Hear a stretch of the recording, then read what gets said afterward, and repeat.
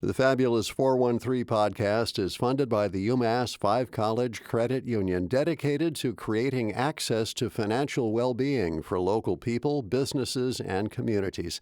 Insured by NCUA, umass5.coop. Welcome to the Fabulous 413. I'm Khalees Smith. And I'm Monty Belmonte. Later in the show, Live Music Monday with the ever-awesome plays her guitar so much she wore a hole in it folk star, which she'll also bring that guitar to a fundraiser at the Iron Horse tomorrow night, Pamela Means. There we go. Plus, Mr. Universe Salman Hamid gets to talk about one of our favorite things, aliens, and one of our not-so-favorite things, government involvement and press releases about them. But first, speaking of things that might be there but we can't prove, ghosts. Which are more than just part of the title to author Tom Perrotta's latest novel. This was a very fast read. This was a fast read. We read a lot of books for the show, so whenever there is a fast read, it is always very much appreciated. And a fun read, which always appreciated too. Yes. Yeah, we read a lot of heavy books as well, so this one. Looking right at you, John Sayles. Yeah. Oh boy, yeah. Yes, that's a heavy book. I know that one. All of them. No, yeah, we had them not 3 one. times on. Yeah, they're all heavy. Heavier and heavier each time. Yes. Yes. Welcome back to the Fabulous 413. Ghost Town is the new novel from New York Times bestselling author Tom Perrotta, who's been hailed by critics as, quote, the Steinbeck of suburbia, according to Time, or our Balzac of the burbs, according to the Chicago Sun-Times, or perhaps an American Chekhov by the New York Times. The darkly nostalgic tale takes us into a tumultuous summer in the 1970s in suburban New Jersey from the perspective of a middle-aged writer looking back on a series of events that changed his life and the story he finally has the courage to tell. Tom Perrotta is the author of 11 works of fiction, including Election and Little Children, both of which were made into Oscar-nominated films, and The Leftovers and Mrs. Fletcher, which were adapted into acclaimed HBO series. Tom will be in conversation about this new book, Ghost Town, with friend of the show and National Book Award winner Martin Espada at the Odyssey Bookshop in South Hadley this Tuesday, June 2nd at 7. Thanks so much for joining us, Tom.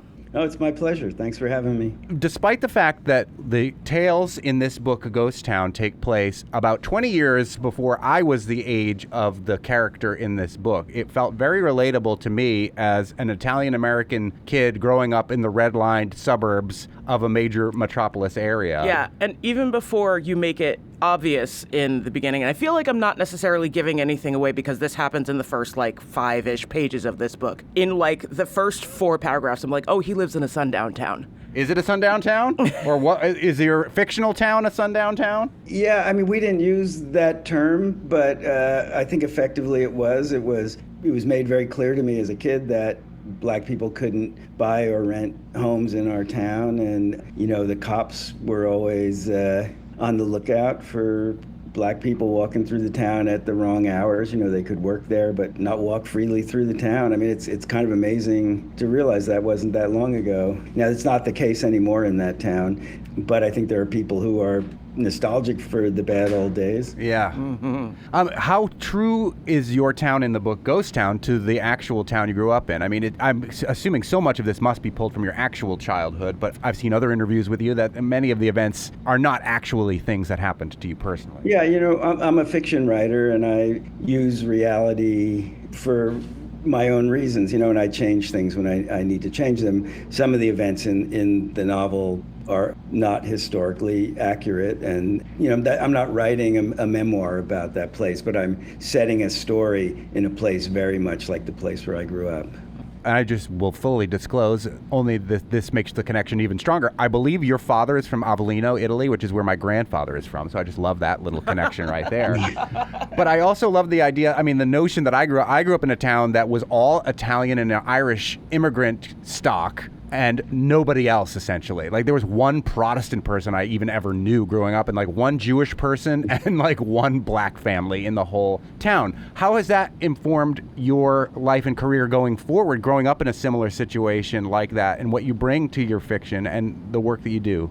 Well, early in my career, I wrote a book. My first book was called Bad Haircut, and it was set in working class New Jersey in the 70s. And I wrote a couple of other books in my early years that were very much about that world and what it was like to grow up there. But I don't think I really examined the sort of politics of the place, the racial politics of the place until, well, there's one story in Bad Haircut that does, but I think it was, the shock of the Trump administration that made me think back on those years and think back on the fact that Trump is a product of that world. He's from Queens, and he and his father were sued by the federal government for trying to keep black people out of a housing project that they owned. I think the Trump administration made me sort of much more aware of the legacy of that particular time and place.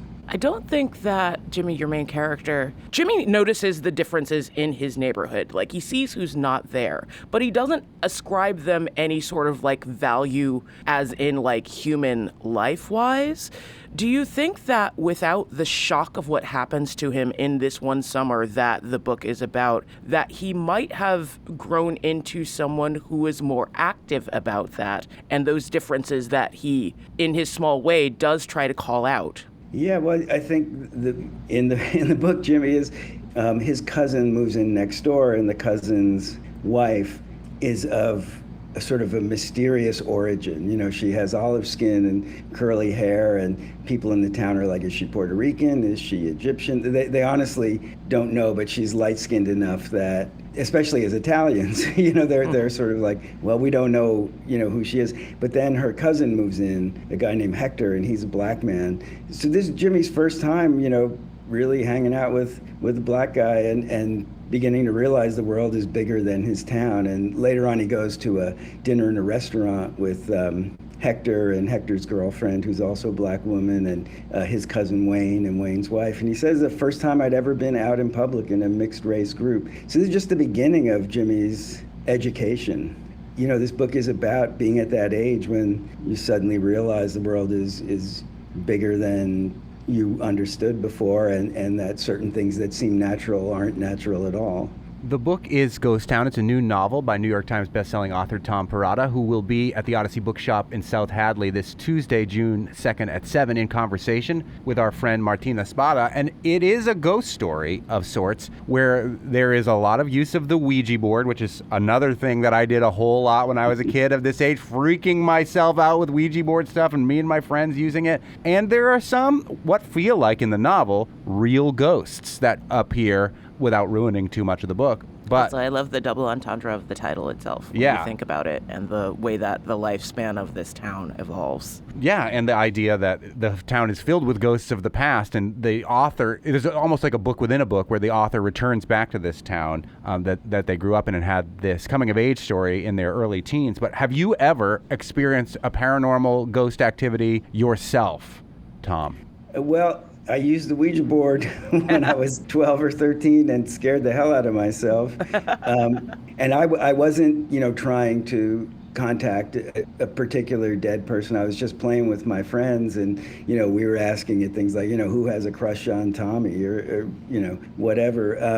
But I remember walking home in the dark from my friend's house and being thoroughly spooked in a way that might have been my imagination, or maybe I was sensitive to the fact that the world has presences that we don't normally register with our regular faculties. But I have not, except in dreams, like dead people have appeared to me in dreams for sure. And I think those moments feel quite profound. I'm not saying that I was visited by an actual ghost, but it felt very powerful and very personal to me when that's happened. The ghosts in this story are very pervasive, both in a sort of like ethereal, made of smoke Casper sort of way, and in the absences that, as you mentioned, like Jimmy's world is expanding. He's like 13, and the world is both shrinking and expanding at the same time for him. But one of the parallels that I thought was really fascinating is that there's a point in the book where you realize there's so much loss in this particular neighborhood. Like, everyone has lost someone.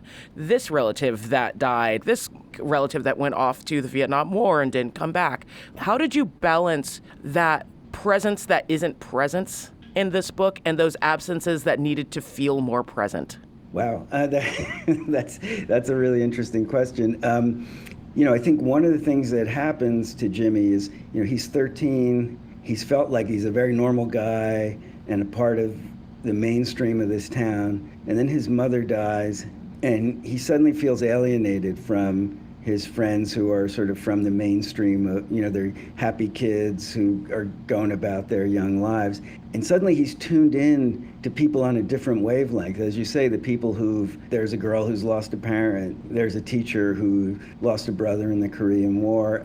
It's suddenly like he's aware of something that's been around him the whole time, which is that, that loss is this profound reality around him, and that the people who've suffered it are marked by it in a sense, and that this is his community now, and it's this sort of secret society of people who are grieving. That's something I learned later in life. I was lucky enough not to lose somebody really close to me when I was a kid, and when it happened, when my father died when I was in my 40s, it was a real shock, and it kind of changed the world in a permanent way.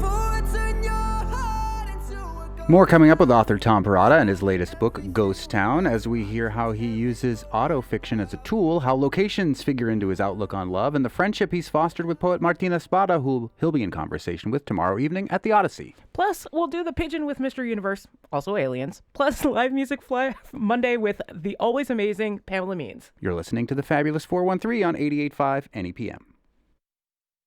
The Fabulous 413 podcast is funded by Berkshire Choral International, performing British Mavericks, choral orchestral works by Britton and Smith, June 27th at the UMass Fine Arts Center, berkshirechoral.org. We're speaking with Tom Perrotta, who is the author of the new book, Ghost Town, which is a coming-of-age novel. And many of the things, as I mentioned, that are in this book, despite the fact that it happened decades before I was the same age as your main character, resonated with me, like getting into dangerous car situations with older kids and smoking weed and going to people's houses and trying to get weed and all of the coming-of-age sexuality stories that come into this. And I'm, again, assuming a lot of this comes from your real life, but talk about the freedom of being able to tell a story that you want to tell like this, but through the lens of fiction. And what were you able to do via the fiction that you wouldn't have been able to do via memoir? I am a fiction writer. I've never been able to write directly about my life. I like this sort of having a mask and displacing emotions from one situation into another. And what I'll say about this book autobiographically is that it was inspired by going back to my hometown during the pandemic when my mother, who was in her late 80s, was having some health problems and needed help. And going back there made me very aware of the past of the town, the life that was missing inside the house that I grew up in. And I was writing about a boy's grief to kind of express my own grief as a much older man watching his mom in declining health. And I think I was thinking about roads not taken, like versions of my life that didn't happen. My mom had almost died when I was about 6 years old. And she was such a defining figure in my life and the life of my brother and sister. And I thought, like, if we had lost her when we were young, our lives would have had extremely different trajectories. And so this book is a kind of a thought experiment about that, this narrative that luckily I never had to live. Can we talk about Jimmy's community of care in this book? Because his cousin Wayne is one of the only reliable adults in his life. And the community that comes around to support him is all kids. It's like the older kids in the neighborhood. It is honestly like some of the misfit kids that don't really fit in. But the people who come through in his time of emptiness and grief are the kids who see him. They end up kind of buoying him for this summer. Can you talk about the choice to make them the folks who really end up supporting him as much as they're able as kids? It's funny, one of my friends said after he read the book, it was like that world of Charlie Brown where the adults are just these wah, wah, wah in the background, and that it is a world of kids. And Jimmy's mother is his community of care, and she's gone. And the father is like a lot of men, working class men of that generation. He thinks his job is to go to work and support the family, and he's really unable, with a couple of limited exceptions, to really understand what his kids are going through and offer them support. That's just beyond his capabilities. And then these misfit kids who kind of take him under their wing, and as you say, they are supplying him with care and attention. They're also, especially Eddie, this burnout who Jimmy drives around with a lot, is putting Jimmy in some really bad situations. So it's a community of care, but it also has some elements of irresponsibility and even exploitation. And, this girl, Olivia, who gets Jimmy interested in the Ouija board, also becomes a kind of sexual guide for him in a way that maybe in the 70s didn't seem so strange, but looks a little bit iffy to us, I think, from our own post-Me Too era.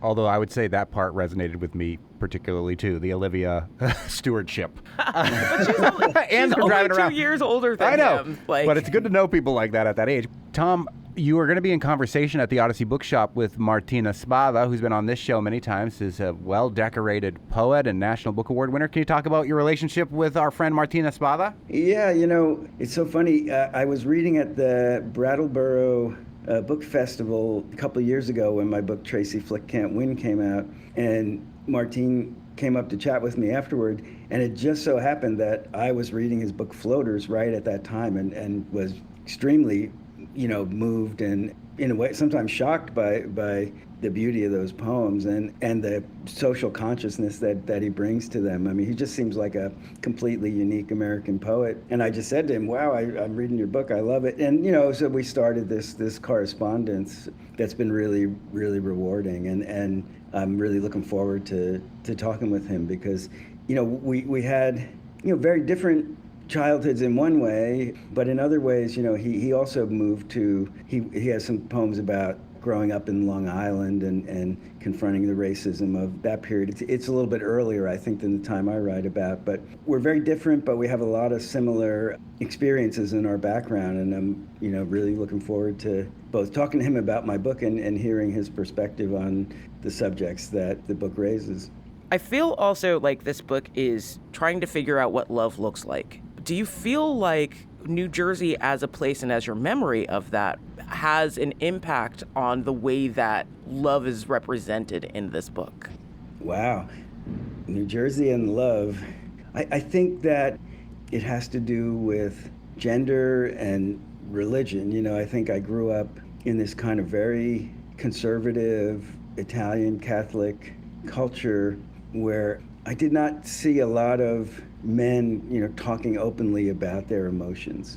And I kind of learned that version of manhood that was just in the air at that time. And I think love became the province of the women in my life, mothers and girlfriends. And I do think that the book is a portrait of a boy growing up in a world where his mother is the central figure in terms of his emotional education. And when she's gone, I think he's sort of numb and he's looking for other people to kind of make him feel again and bring some love into his life. The new book is Ghost Town from Tom Perrotta, who's a New York Times best-selling author of The Leftovers and several other books. He's going to be in conversation with our friend Martina Spada at the Odyssey Bookshop in South Hadley this Tuesday, June 2nd at 7 p.m. It was also, I'll add, especially given that it was the last week of The Late Show with Stephen Colbert a couple Thursdays ago, that your book was part of the waning days of their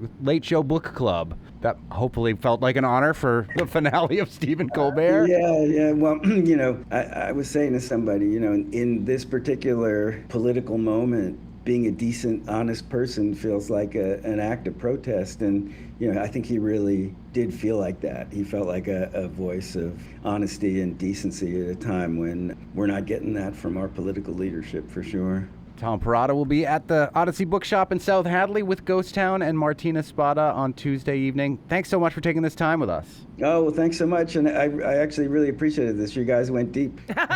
We love reading, so it's really fun that we get to read books, especially like we were saying. Like, this book was so fast to read. It was awesome. Such a fast read. Yeah. I had no idea it was going to be that. Like, I had planned out all this time to read this book, and it was a solid, 2.5 hours, and I'm like, oh, I'm done. Yeah, it's a great beach read. I wanted it to have some momentum, because I feel like if you're pushing into a paranormal space, you want to have it move in a way before people can defend themselves. Coming up, Pamela Means joins us for an extra fun, extra rare live music Monday and to support the Children's Advocacy Center of Hampshire County. But first, aliens, and pigeons. What do they have in common? Mr. Universe, Salman Hamid. You're listening to the Fabulous 413 on 88.5 NEPM. The Fabulous 413 podcast is funded by Visiting Angels West Springfield, providing home care for seniors and veterans in Hampden County, including Pocket RN, a virtual Medicare-approved dementia care program. visitingangels.com/West Springfield. To boldly go where no man has gone before. Time for some more kitchen table astronomy at the Amherst kitchen table of Salman Hamid, Mr. Universe. We're going to have a wide-ranging conversation of sorts today that will eventually end up with pigeons. And no, our old buddy from Northampton, Mo Willems, will not be part of this conversation, but I did just go visit him in New York City, which was really fun. We're also going to talk about meteorites and aliens. Let's start off light with meteorites, which meteorites are meteors that fall to the Earth, as we've all learned from the They Might Be Giants song and whoever wrote it before them. The minute it comes down to Earth, it's called a meteorite. But over Boston, just this past weekend, I have a text thread with all my old Boston buddies, and immediately they were all like, did you guys just hear that explosion? What was it, a 3-meter wide meteor came through the atmosphere, became a meteorite, and made a sonic boom that shocked all of the greater Boston area. Right, and the sonic boom happens, you can hear with planes as well, which move faster than the speed of sound. Yeah, they break the sound barrier, and you literally hear it break. And that's what that was, unfortunately, and because I got a lot of emails as well and texts as well, and I did not hear it. I didn't hear it either. But it's kind of cool. Yeah. And reminds us about two things. One, that we live in nature, meaning to say that, well, these are natural things that happen. And second thing is, holy crap, we live in nature, and things can We're under attack from outer space. And things can also kill us, and we cannot ask dinosaurs anymore, except for the birds. Mm-hmm. Back to the pigeons. Yeah, so the big ones, meteors and meteoroids, for example, can also kill species, which they have done before. But this one was much smaller than the one that killed the dinosaurs or many other extinctions that have happened over the history of the Earth. NASA in the 1990s was given a mandate to locate potentially Earth-impacting asteroids that are over then. Initially, it was over a kilometer, then it was half a kilometer. That's how we know where they are, and it might come in. But smaller ones, they can come in. And now with the Vera Rubin Observatory, which we have talked about, an amazing observatory that recently started mapping the entire sky every 3 days, it has been finding meteoroids left and right, or up and down, I guess. Well, I guess it just stopped. All over the place. And it's good to know that we're keeping tabs on it. If a big one were coming, we would at least be able to see it coming, probably. If a comet is hiding behind the sun, it might be headed right for us, and we wouldn't have any time, and we would all die. That's fun. The other thing we talked about a couple weeks ago was that we had heard that aliens.gov was a new website. And now we've been seeing all of these UFO releases, usually on Fridays, about things that the U.S. military usually has seen in the sky. Interesting things, video that's unexplainable, fascinating stuff. And then this Friday, I started seeing, trending on social media, a missive directly from the White House at aliens.gov. I thought it was fake. Then you sent it to me, and I was like, oh no, I went actually to aliens.gov and saw it myself. I will read to you what it says when you... Hold on. But it's not at aliens.gov, and that's where the confusion is. It is whitehouse.gov/aliens. But if you go to aliens.gov, it redirects you to this site at whitehouse.gov. And here is what it says. For people that want to believe in aliens, the most powerful office in the entire world put this out on Friday. They walk among us. For 60 years, the U.S. government has kept a closely guarded secret. Aliens have been walking among us, living in our neighborhoods and intersecting with us in our daily lives. They've shopped in the same stores, attended the same classes as our children, and lived seemingly normal human existences, with one exception. They do not belong here. Millions arrived under the cover of darkness and embedded themselves directly into our society. Countless presidents, congressmen, and senior officials knew exactly what was happening. Instead of protecting American citizens, they chose to cover it up and even accelerate the invasion until one man finally had the courage to tell the truth. Bold, unapologetic. President Trump was the first to call out the real danger aliens pose to American family, every community, and the future of our nation. The truth is no longer out there. It is right here, right now. And guess what? It's not about space aliens. It then directs you to a map of the United States where Trump's ICE has been rounding up immigrants and alleging all of the crimes that they've committed. It is disgusting to me on so many levels. First of all, that you would manipulate the minds of human beings who want to know if aliens really do walk among us, which there is no scientific evidence for, but then to use this type of rhetoric about other human beings who happen to be living here. As an immigrant to this country, Salman, I'm imagining it makes you even more disgusted. Yeah, I fell for it too. Yeah, you sent me the thing. Like, look, he's saying that there's aliens walking around. Well, I'm like, I think you need to go past the first part of this paywall and see what it really is. I mean, I was incredulous about sort of like, the White House would put something out like that, and I was upset about from the intellectual perspective about muddying up the waters regarding search for life in the universe. But then, like you pointed out, go down actually and look at the map. It was just disgusting, right? I mean, and it explicitly talks about the map that if you see alien abductions, don't worry about that. Like, that this is to make you safe. And what he's talking about is about these ICE folks picking up people who look like migrants, right? And I have to be very clear about that because it's not about whether they know. Oftentimes they've picked up American citizens as well, but people who look different than what the president and many of his people in the administration think should not be here, right? Myself included, by the way, just to add that. This administration, this White House, is not what you would call sort of like in succession. They're not serious people. Even when it comes down to the issue of, you may believe in conspiracy theories, and I'm willing to give respect to people who genuinely believe. For them, it's all a game. And by them, you mean the White House. The White House is trolling these people that earnestly believe that aliens walk among us. We don't believe that necessarily, but we respect the people that believe that. Right. The White House, which has access to all of these classified documents and have been tilting towards the idea that aliens do walk among us in so many different ways, have now totally trolled all of those people and also offended anybody who has any empathy for immigrants in this country. And again, it goes back to the thing about distractions, but like, the Epstein files, like, for them, it's all a distraction. So what happens when, and I am using the word when there is a real emergency and not about extraterrestrials? Although we might find out about that when Disclosure Day comes out, because also Steven Spielberg has been making it seem like there are real aliens walking among us. I used to say to myself, wouldn't it be wonderful if all of this turned out to be true? I'm now thinking, wouldn't it be wonderful for people to know all of this is true?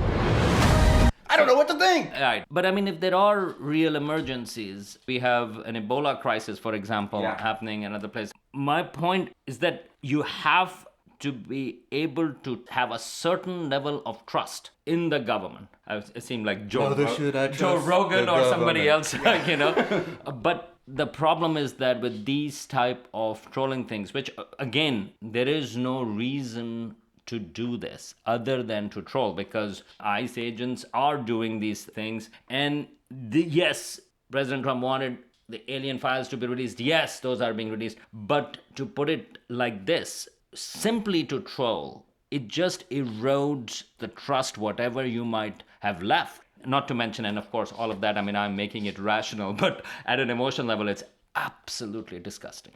Now to pigeons. Oh. City doves. So this is a really cool story. So I want to sort of like, move away from the disgust that I was feeling to a really cool story. And this is about homing pigeons, which have been really important, including in wars.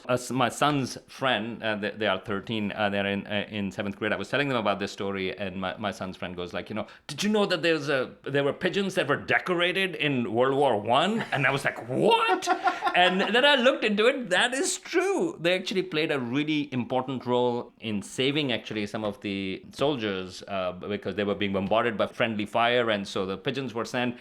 And some of them got injured, but they got to the right place, got the message, and then they were given, I guess, small medals, because the big medals would probably... Yeah, be too heavy for the pigeons. Too heavy for How them. far can a laden pigeon fly? That's right. Yeah. It's a simple question of weight ratios. A 5-ounce bird could not carry a 1-pound coconut. But the question is, how do pigeons navigate?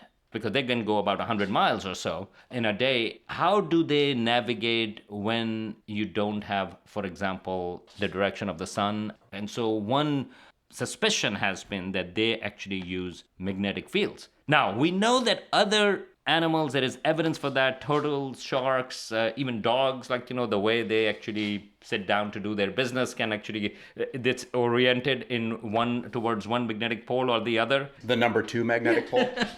And so there were all these questions. And so scientists were trying to figure out, if they use magnetic fields, how do they get to it? And there is a fascinating story. There is a paper out in the journal Science where they actually did an interesting study. There were 2 scientists that met, and one worked on immune cells in mice, and another one worked on these migratory birds, trying to look at that. And when they talk to each other, and this is what happens, important for conferences, because that's these kind of strange collaborations can happen. The person who worked on these immune cells, those are called macrophages in mice, they actually found this contained tiny magnetic iron particles. And these macrophages broke down, because these are the immune cells. When they broke down red blood cells, they formed into these iron atoms. This was in mice. And they was maybe a similar thing is happening in pigeons as well. And that was a really interesting thing. They actually looked at pigeons' tissues and they found these macrophages. But in mammals, those macrophages, these immune cells, are found in spleen. But interestingly, in these pigeons, they found it in the liver. Mm-hmm. Are these pigeons figuring out magnetic fields through this information that goes into their liver, and it communicates to the brain of where to go? And that's what they tested. Monty, I know you will say, wait a minute, how are they going to test this? How are they going to test this? This is a great question. And what they did was they figured out a way to knock out these macrophages, these immune cells in pigeons. And so they picked up 34 homing pigeons. They trained them first to fly a 19-kilometer route. Normally, you could expect that they would use position of the sun to go and come back.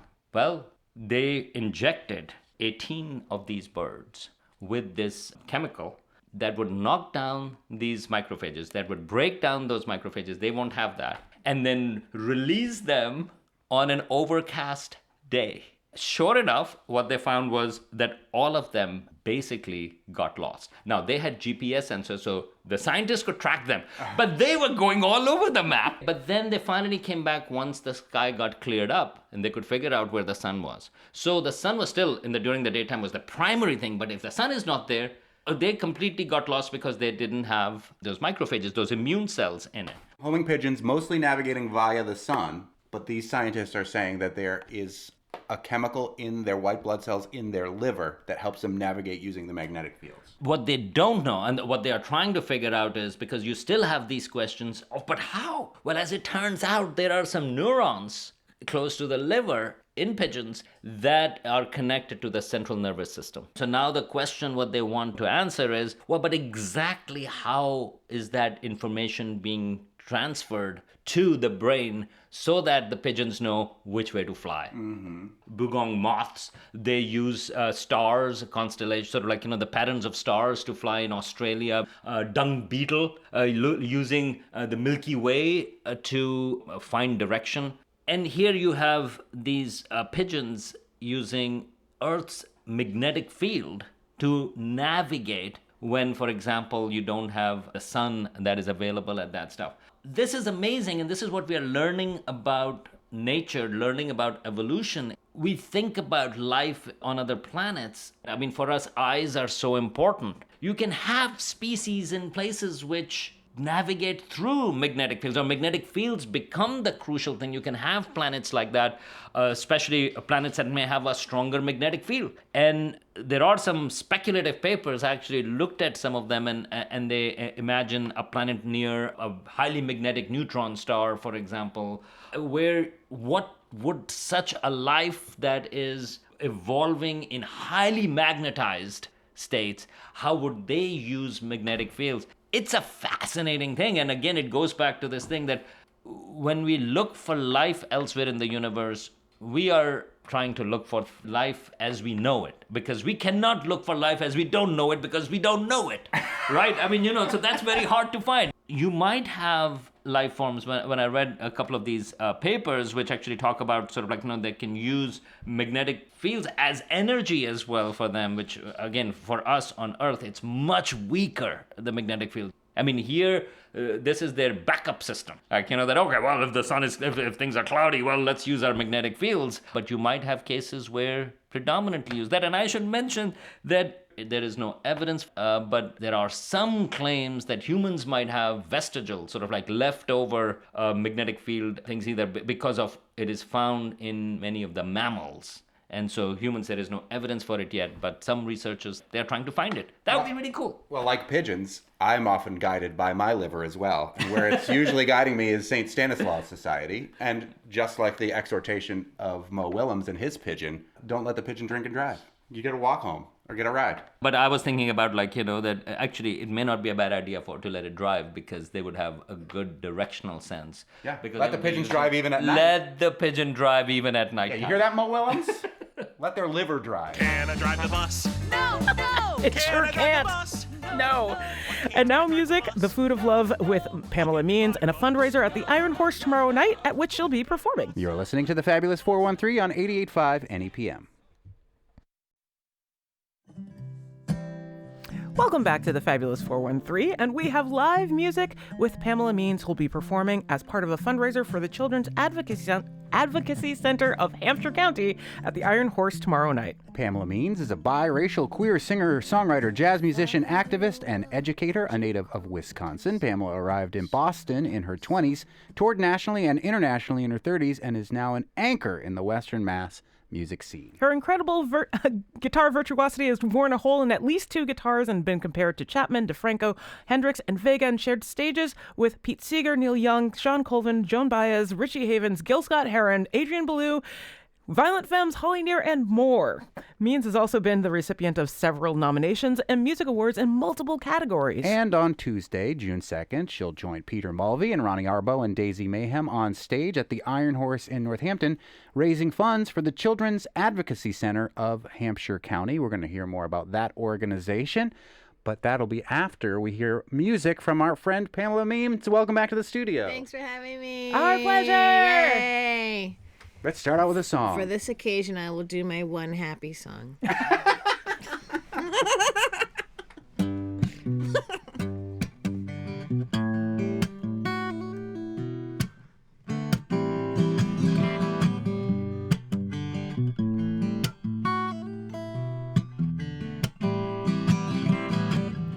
Inside the curve of a province town, gale winds blow the sun around, whitecaps rolling a seagull crown. Just this morning a depression drowned.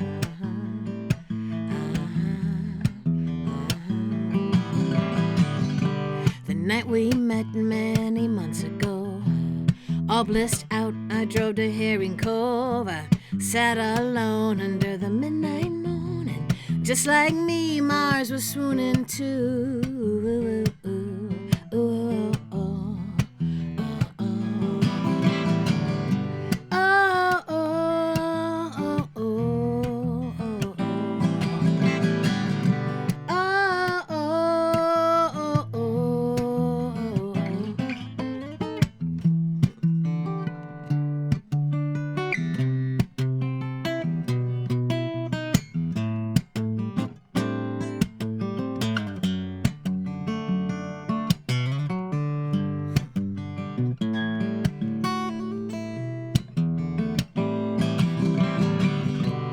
Let me talk to you, Gemini.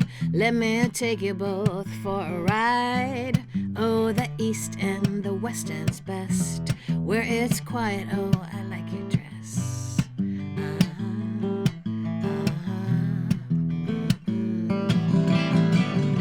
We'll cut to the causeway, let the tide come in.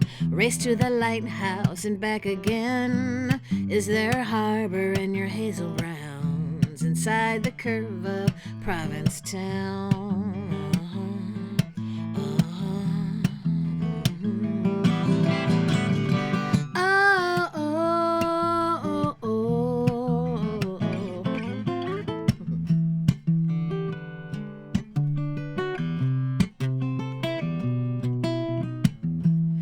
You speak in arpeggios, the timbre of your vocal tone. You speak in arpeggios, every word the sweetest chord.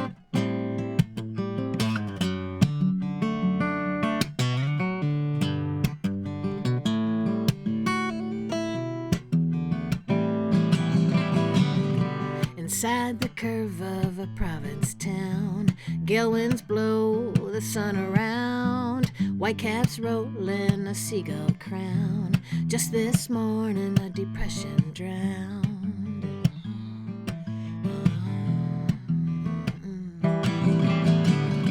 Oh, oh, oh, oh, oh. Jesus, you're so good. You are such a good player. Pamela Means joining us for Live Music Monday, singing about where I'll be next Monday, the Cape of Cod. I mean, like every time I get to watch you play guitar, it's like a master class, and I learn new things about what you can do on a fretboard. It's so inspirational. Even hearing every you time. warm up was really so great. cool. And you'll be playing at the Your Iron scales Horse. are so fast. I have to I watch you and I'm like, I have to work harder. Yeah. Thank you. You may not speak in arpeggios, but you certainly play in them. And you will be playing at the Iron Horse tomorrow night with Peter Mulvey, our first Live Music Friday guest ever, right? Yep. And Ronnie Arbaugh and Daisy Mayhem, who've also been on the show. And it is a benefit fundraiser for the Children's Advocacy Center of Hampshire County, which I will also say is one of the recipients of 413 Gives Day, which you'll hear a lot more about over the next week or so, June 11th for 413 Gives Day. Wonderful. What was your connection to them before getting on this bill? I didn't know about it. Isn't that funny how that happens? Like, oh yeah, you're a good cause. I'll do this, sure. Yeah, exactly. It was a no-brainer. I was asked to be part of it. Yes. Okay. When? And I went to visit the center today in person for the first time. Oh, cool. Yeah. Well, if people aren't familiar with it, the concept is really innovative and interesting for a terrible issue, which has to do with survivors, young survivors of child abuse, where instead of having to be asked by the police and the doctors and over again re-traumatized by telling their story, they have a safe, comfortable place to go where they tell the story to multiple people in like a living room at one time. Yeah, colorful, comfortable, as comfortable as can be in those situations. Yeah. Right. Yeah.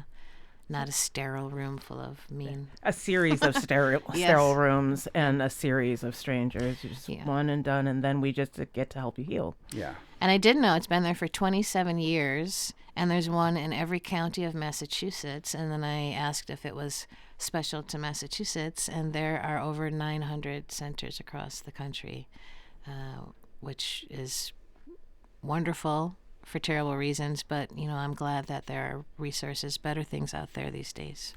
Yeah, for sure. And you can raise money to support this work of the Hampshire County Children's Advocacy Center tomorrow in Northampton at the Iron Horse with Pamela Means and others. And I've heard the tickets they're almost gone. So one should order them right now. And you can also, whether or not you can get a ticket, you can still donate to the center. Yep. Both for the show and for 413 Gives next week. Yeah. How does this I want to talk about your protest project, but I feel like your protest project also dovetails into a recent show you weren't able to do in Connecticut. Yeah. Tell us the story of the library in Connecticut. Tell us the story about a library in Connecticut, Pamela Means. I'm so sorry. You have to keep rehashing this. No, I mean, so I write a lot of protest songs. I think that's pretty known about me. Not hard to figure out about your catalog. And so I was booked to play this, not just a library series, but a fancy one with like wine and cheese and $40 tickets, and somewhere in Connecticut, West Hartford, and it was booked last September, and so 6 months in advance, and just me, no opener, just me, and I was going to bring Matthew Thornton to join me as a duo on cello. And the night before the show, the organizer sent me an email and said, hate to do this, but we are funded by a Republican-led city hall. And some of those people might be in the audience, so could you be sensitive to the fact that we have a Republican-led city hall? And my response was, sure. No, it wasn't. It was expletive. Thank you for saying expletive. Yeah. Yes. It was a no-brainer, like doing this benefit tomorrow. I was an immediate no, absolutely not. But I also, my heart was racing. I was 4 hours away from home. I still had to get home that day, and I wanted to not just say no, but say no loudly and take it as an opportunity to make a statement. And this is why my answer is no. And so I pondered that all day, racing heart, all the way back home, and wrote the email, and then decided to post it and then send it out as a press release, because I did not want this entity or any such entity to behave that way in secret and think that they can get away with it, at least not with me. So accountability matters.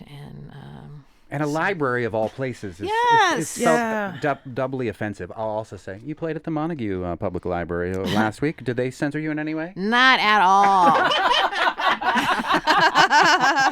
Woo! Yay! Give it up for our Montague. And they've welcomed me more than once. Shout out to the Montague Library. Yeah. Shout out to your Thursday residency, too, at Luthier's Co-op. Every third Thursday, you can see Pamela and her jazz ensemble do both original work and covers. And I'm really upset that I had something already scheduled for your Prince night. But hopefully at some point in the future, you'll bring him back. Yes.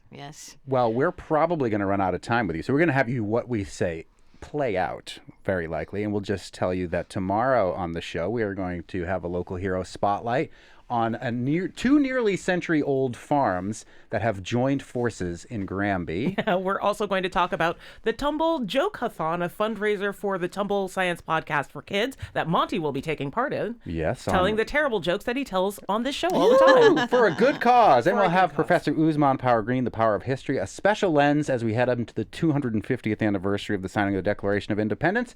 We'll hear about some of the freedom narratives that were coming out of the enslaved folks prior to the signing of the Declaration of Independence. Indeed. And now for more Live Music Monday, our good friend who is playing a nearly sold-out show at the Iron Horse tomorrow night with Peter Mulvey and Ronnie Arbo and Daisy Mayhem, a benefit for the Children's Advocacy Center of Hampshire County, who is also a beneficiary of 413 Gives Day next Thursday. Let's hear another one from Pamela Means. Okay, this is one of those protest songs that they didn't want to hear. So if you are a Republican and you don't want to hear it, we're not going to censor Pamela Means, but you could change the channel. We're only going to censor the swears. Yes. And that's not our decision. Right. Please believe us. No swears in this, but I will say that I believe that protest songs are love songs because we fight for what we care about. And the seed of every form of protest comes from the greatest kind of human love. So take that, West Hartford.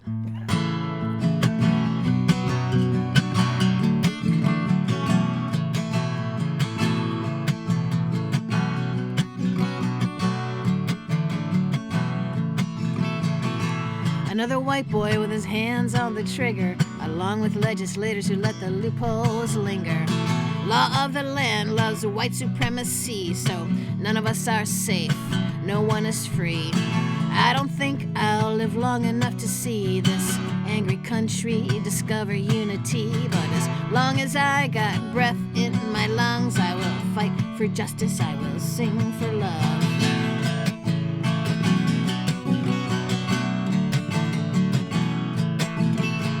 Martin Luther King worked to make the world a better place, he said. Only love can drive out the hate.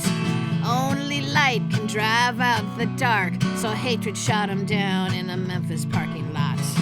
I don't think I'll live long enough to see this angry country discover unity, but as long as I got breath in my lungs, I will fight for justice, I will sing for love.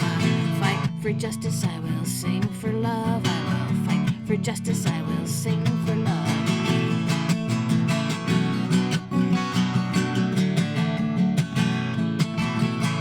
Nothing more important than stopping fascism, 'cause This fascism will stop us all.